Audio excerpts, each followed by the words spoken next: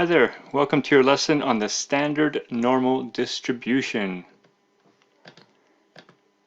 Alright, recently we've been talking about the normal distribution.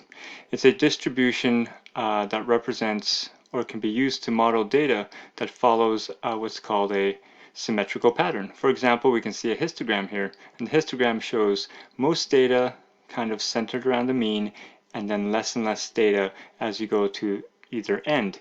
When data is distributed that way, it's called a normal distribution when it has good symmetry. Let's jump into this lesson where we're going to talk about the standard normal distribution. But before that, let's remind ourselves about the areas under certain portions of the normal distribution. And let's put this one in context. So let's say we know that the mean student weight is 55 kilograms. So you've gathered weight data about some students, and the mean or average is 55 kilograms, and the standard deviation is 12 kilograms. Okay, so we will say weights, the random variable W for weight, is normally distributed with a mean of 55 and a standard deviation of 12, or here we see 12 squared, which is the variance. Okay, so let's put that on our normal distribution. Here we have mean here, x bar is mean, so we're going to put 55 here. And then we go one standard deviation up from the mean, this one standard deviation, so that is now 67 because we've added 12. Okay, then you can go down one standard deviation, 43. Up one again, 79. Down one again, 31. Up again, 91. And down again over here, 19. So we've showed the weights as we go 3 standard deviations above and 3 below the mean. That's a standard normal curve. Now, the interesting thing about standard normal curves is when we know data is 1 standard deviation above or 1 standard deviation below the mean, that zone or that area is 68.27% of the area under the curve. And what that tells us is that or let's say roughly 68% of the data will fall within 1 standard deviation of the mean. So if somebody said, hey, students, what percent of students will be between 43 and 67 kilograms, you will say, hey, that's 68% of students, because that's 68% of the data. Okay, then when we go up to 2 standard deviations above and below the mean, so now we're talking about this area, 95% of the area, or 95% of the data will be within 2 standard deviations of the mean. And finally, last one we have here, 99.7, nearly 100% of the data will be within 3, right here, 3 standard deviations above or below the mean. And we can see that on the curve. There's almost no data beyond that. Okay, great. That's a recap of what we know.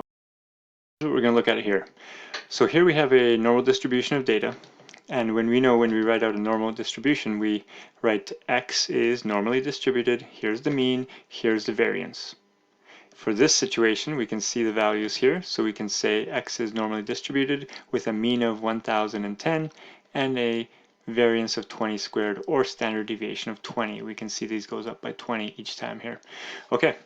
In this video and the next one, we're going to concentrate on taking a normally distributed set of data and converting it to what's called the standardized normal distribution. Because again, we know this is the mean, and this is 1 standard deviation, 2 standard deviations. So can we convert these numbers here to be represented like this in a simple form, where the mean is 0, and then 1 represents 1 standard deviation, and -1 represents back 1 standard deviation. So the idea of standardizing is turning your data set into these numbers so that you can more easily talk about how many standard deviations you are from the mean. When we have a standard normal distribution, clearly we can see the mean is 0, so that goes there, and the standard deviation or variance is 1. We always use the letter z to represent the variables of, the variable for a standard normal distribution. Okay, the process of changing data to this form is called standardization. It will be the topic of the next video. In this video, we'll just work with the standard normal distribution and look at areas and so on under it. Okay, so normal distribution, the standard normal distribution, and by the way, these here we typically call z-scores. So if you said I am 1 standard deviation above the mean, that's a z-score of 1, or I am 2 standard deviations below the mean, that's a z-score of -2. Okay, so let's take a look at some examples here of using our standard normal distribution. So we are given here a standard normal distribution. We can see a mean of 0 and a variance of 1. And our job is to sketch the shaded area on the curve and then use our GDC or calculator to find the probability. So here we have a standard normal curve. We can see 0, 1, 2, 3, etc. And we're looking for the probability that the z-score is between 0.2 and 1.4. So in simple terms, that just means we want to know what is the area under the curve when we are going from a 0.2 standard deviation all the way to a 1.4. So we would label that like this. Here's 0.2 about, and then, so there's a z-score of 0.2. Here's a 1.4 right about there. Z-score of 1.4. Shade that area, find that area. Okay, simple enough. We've done this in our calculator. Let me grab the calculator here, and we'll try it together. So we know we begin by, well, turning it on, of course. Then press second vars, which is distribution, and now we're going to go normal CDF, the cumulative, because we want to find the cumulative area or probability there. So that's number 2.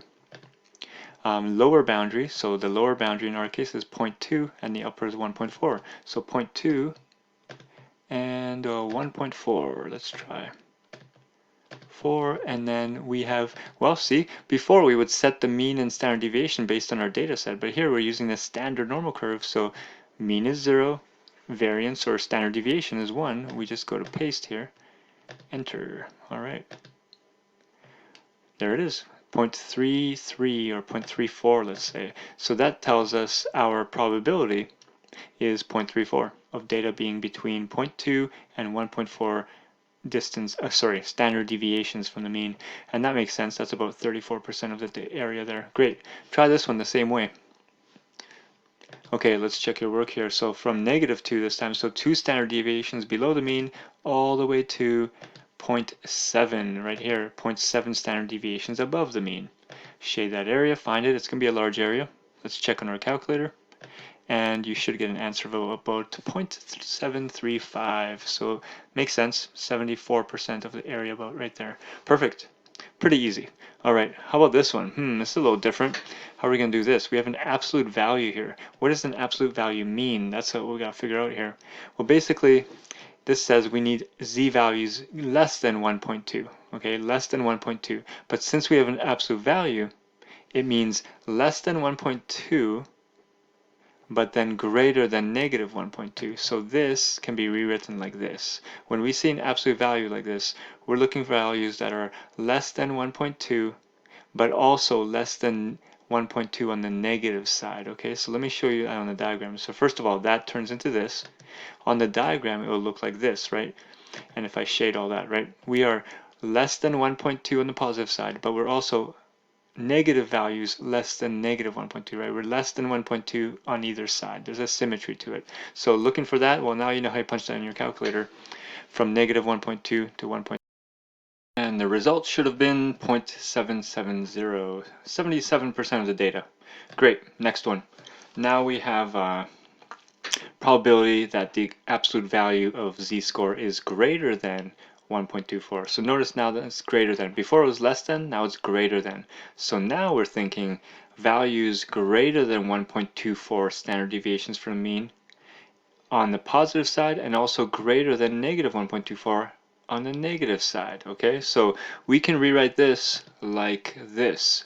Probability that the z-score is greater than 1.24, okay, just like we see it here, but also that it's less than -1.24. So this one has symmetry to it just like the other one did. We're looking for the area above 1.24 here and the area below 1.24 on the negative side here also. Okay, so for this one, if you could just find one area, there's symmetry here. So if you can find one area, you can figure out the whole area altogether. So try it now. Okay, on the calculator, we can find that this area is 0.107, or likewise, this is 0.107 as well. Both of them are about 10% or 11%. Since they're the same, we can just double them or add them up. 0.215 is our final answer here.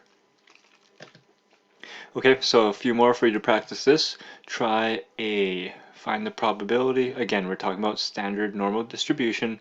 Probability of from -2 standard deviations below the mean all the way up to 1 standard deviation above the mean. Check your work here. That represents this area, and we have our probability right here. The next one, probability that our z-scores are less than 1. That means the area under the curve below 1 standard deviation from the mean.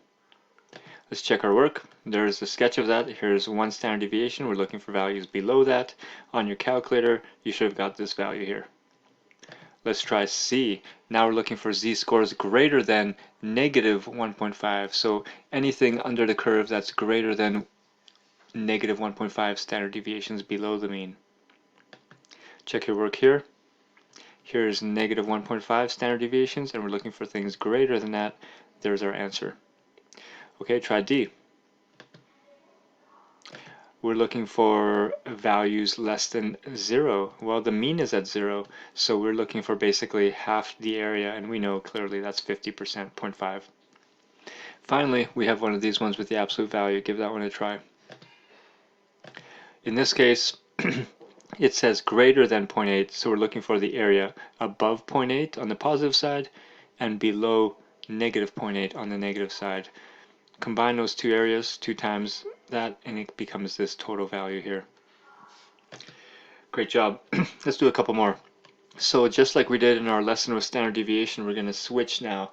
We have so far been looking for an area knowing a certain value along the axis here.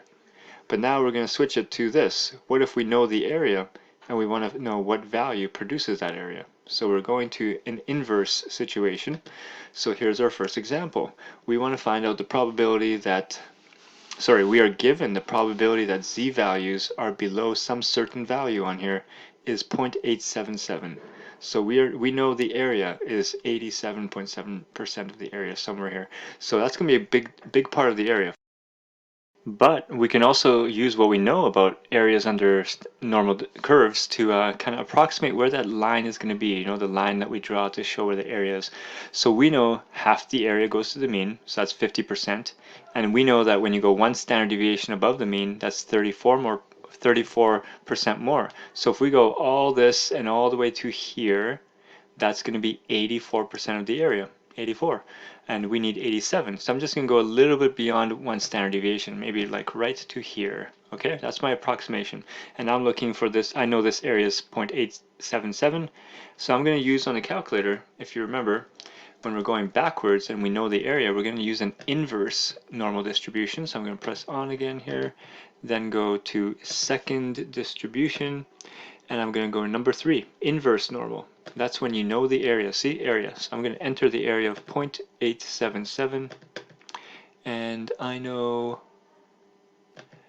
yep, 0 and 1, because we're using standard normal curve. Paste, it's going to tell me exactly the value there. Let's see, 1.16. See, my estimate was perfect almost. 1.16 standard deviations from the mean. So that's our answer here. Here we can see that area. Here's our answer here. Let's try another one like that. Now we're looking for a z-score above some value of a that gives us an area of 0.2. So this time we know above that it's 0.2. So wherever we're going to put that line, above it's going to be 0.2 or 20% of the area. Well, if it's 20% above, it's going to be 80% below, right? That's the logical step we have to begin with. 20% above, therefore 80% below. So use your inverse normal to find 80% of area below some value. What value is that? Let's check. Okay, so again, there's that logic that this 0.2 above, see, z value is greater than a, or 20%, therefore below must be 80%. And then using your calculator, we can find that value there. We are 0.8 standard deviations from the mean. Okay, great. Last one.